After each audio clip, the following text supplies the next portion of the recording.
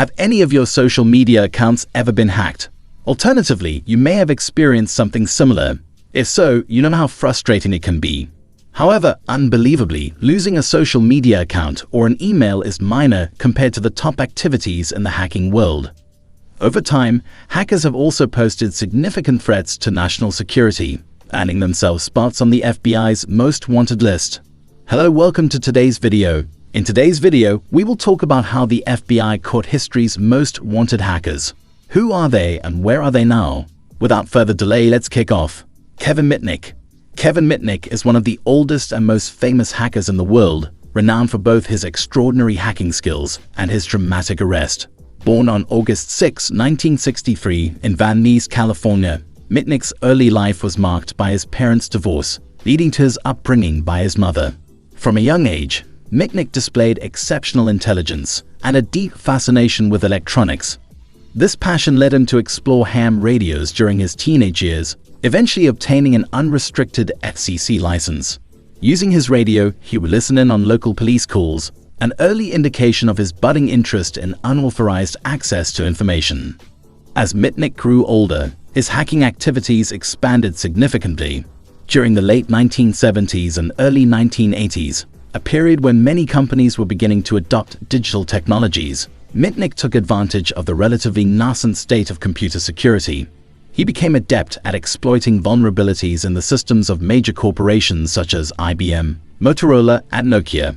By 1985, Mitnick had already gained infamy as the world's most famous hacker, known for his ability to penetrate some of the most secure networks.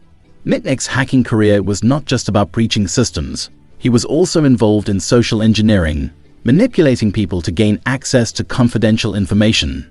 His methods were sophisticated and often involved convincing people to divulge passwords and other critical data. Despite his skills, Mitnick's pride and overconfidence eventually led to his downfall. He became less cautious, leaving behind a trail of evidence that ultimately led law enforcement directly to him. In June 1992, Mitnick's hacking spree came to an abrupt end when he was arrested by the FBI in North Carolina.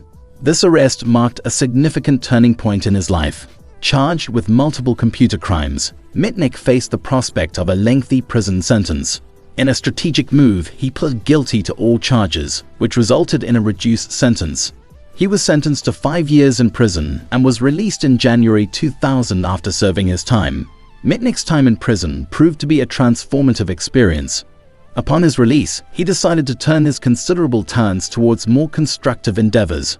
He became a private cybersecurity consultant, using his knowledge of hacking to help organizations strengthen their security measures. Recognizing the growing demand for cybersecurity, Mitnick founded a firm that specializes in selling hacking tools and offering exclusive security solutions to state-owned corporations. His transition from a notorious hacker to a respected security expert underscores a remarkable personal and professional evolution. Mitnick's story is one of redemption and reinvention. From being one of the most wanted hackers in the world to becoming a key figure in the cybersecurity industry, his journey highlights both the dangers of unchecked hacking activities and the potential for individuals to change and contribute positively to society. Eric Taylor, Cosmo the God. Eric Taylor, who went by the nickname Cosmo the God, gained notoriety for his remarkable hacking career, which included posting personal information of high-profile individuals such as Michelle Obama, former CIA Director John Brennan, Kim Kardashian, and Tiger Woods. His hacking career began remarkably early at just 12 years old. Taylor's initial interest in hacking developed while playing an Xbox game online. After being disconnected mid-match by a rival using a hacking trick, Taylor quickly learned and replicated the technique, sparking his interest in the world of hacking. Taylor soon escalated his activities, releasing personal information of various public figures on a daily basis. He also formed a group of hackers who engaged in swatting, a dangerous practice of making false emergency calls to send SWAT teams to victims' homes. His hacking prowess extended to breaching customer account data at major companies like Amazon, Apple, AT&T, and Netflix. Despite Taylor's claims of accessing sensitive customer information, these companies did not publicly acknowledge any security breaches. Taylor asserted that his motivations were not financial, but driven by the thrill of hacking and political reasons. Despite the significant impact of his actions, Taylor's criminal activities led to relatively lenient consequences. In 2013, he and his co-conspirators were accused by the US government of illegally obtaining and publishing personal information of high-profile victims on a website known as exposed.su. Taylor pled guilty to related charges in 2016 and was sentenced to 3 years probation. Following his legal troubles, Taylor sought to reform his life. In his mid-20s, he abandoned his pseudonym, Cosmo the God, and transitioned to a career in cybersecurity.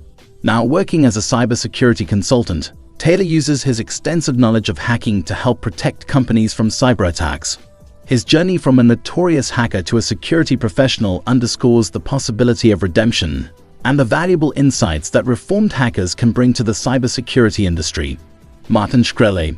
Martin Shkreli, often known as Pharma Bro, is a well-known figure in the pharmaceutical industry, but for all the wrong reasons. He founded a pharmaceutical company that bought the manufacturing license for a drug called Daraprim, which is used to treat infections in people with HIV. After obtaining the license, Shkreli increased the price of the drug by more than 5,000%, making it extremely expensive and causing a lot of public outrage. Besides his controversial actions in the pharmaceutical industry, Shkreli also lied to his investors about how he was managing 2 large money funds. He provided false information about the performance and management of these funds, which is illegal. Eventually, Shkreli's actions caught up with him. He was arrested and sentenced to 7 years in prison for his crimes. Additionally, the court seized many of his assets and property. Among the seized items were the only copy of a rare album by the rap group Wu-Tang Clan and a valuable painting by Picasso. Shkreli's story is a cautionary tale about greed and deception, showing how unethical behavior in business can lead to serious consequences. Commander X.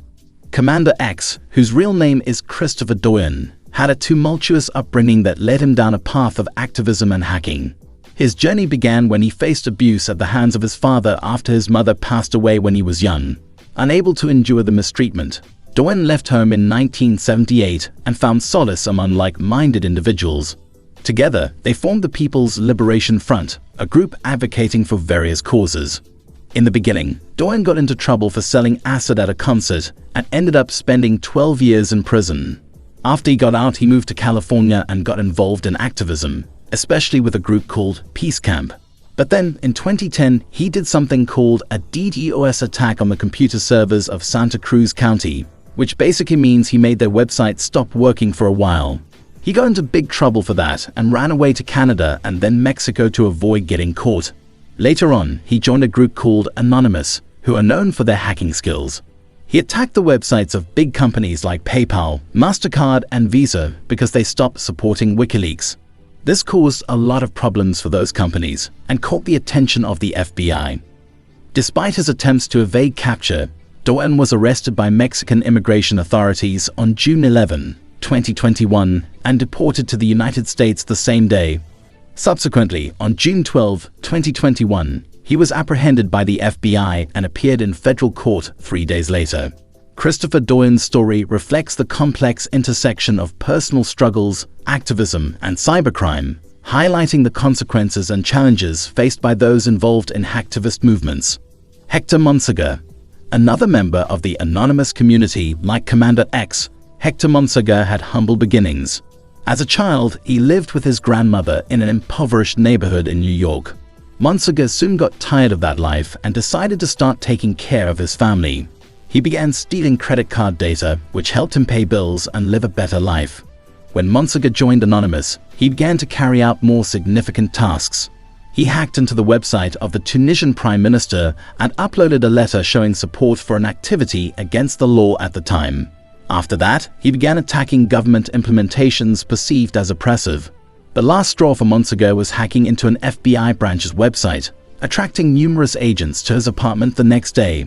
After being identified as responsible for over 1,000 hacker attacks, Monsaga was sentenced to 124 years in prison. Seeing the impossibility of living out his sentence, Monsaga collaborated with the FBI to avoid his sentence. He acted as an informant and helped the US government, the American military, and NASA prevent over 300 cyber attacks during his 3-year collaboration. Marcus Hutchins. Marcus Hutchins, Acker, the man who saved the internet, was one of the leading hackers who managed to avoid the law for quite some time. He was eventually caught after he pulled down a virus that was destroying the data of hundreds of thousands of users. As a child, Hutchins' parents prevented him from playing his favorite Counter-Strike or Call of Duty games, so he took to mastering hacking as a form of revenge. Hutchins showed great interest in information technology from an early age, studying computer science but soon getting bored by its restrictions. He decided to research and discover other things on his own. Hutchins got his first computer at 13 and disassembled and reassembled it, making his modifications. The following year, after figuring out where Internet Explorer stored its encryption keys, Hutchins created his first software to steal Internet users' passwords. 2 years later, Hutchins dropped out of school and started working on the darknet, soon becoming a leading developer of software designed to steal banking data. Hutchins was arrested and quickly confessed to his crimes. His trial lasted many years, and with his mind made up about spending the rest of his life in jail, things took a turn when the judge cleared him of all charges. The reason was that Hutchins had saved the world from a very destructive virus, an act of goodwill that outweighed his crimes. What are your thoughts on these hackers? Do you think their skills should be praised, or do you believe they should be punished according to the law? Share your opinions in the comments below. Thank you for watching. If you enjoyed this video, please give it a thumbs up and subscribe to our channel for more content like this. Remember to hit the notification bell so you get all the updates. Bye for now.